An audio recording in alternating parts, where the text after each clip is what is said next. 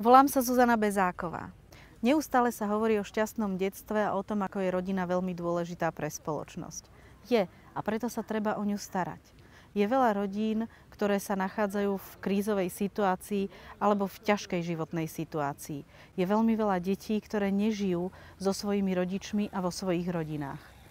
O toto všetko sa treba postarať. Títo ľudia potrebujú pomoc, podporu a sprevádzanie. Ja pracujem ako sociálny pedagóg, čo znamená, že ide o životnú pomoc. Práve o pomoc ľuďom, ktorí túto pomoc a podporu potrebujú. Okrem toho pôsobím ako mediátor, takže urovnávam spory a naprávam vzťahy medzi ľuďmi.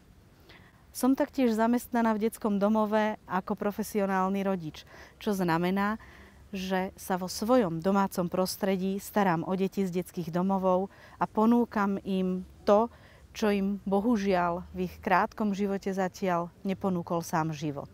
A je to pocit spolupatričnosti, pocit rodiny, lásky, istoty a bezpečia.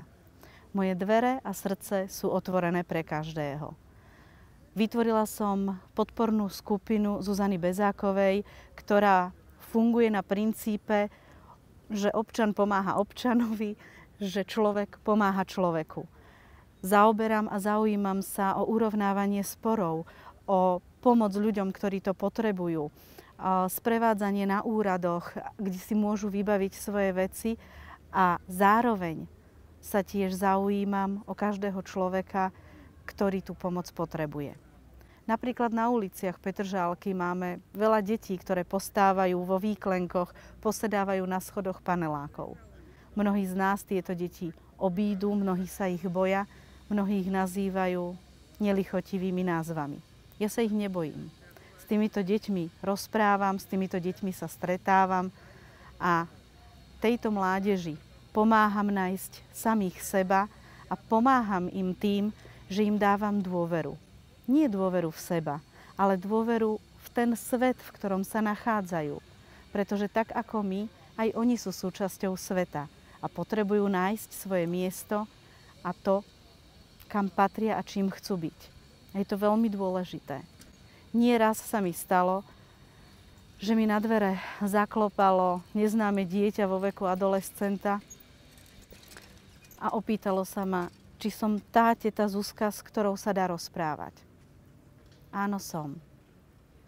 A práve tieto chvíle, práve tieto veci sú tým, čo mi hovorí, že moja práca nie je zbytočná.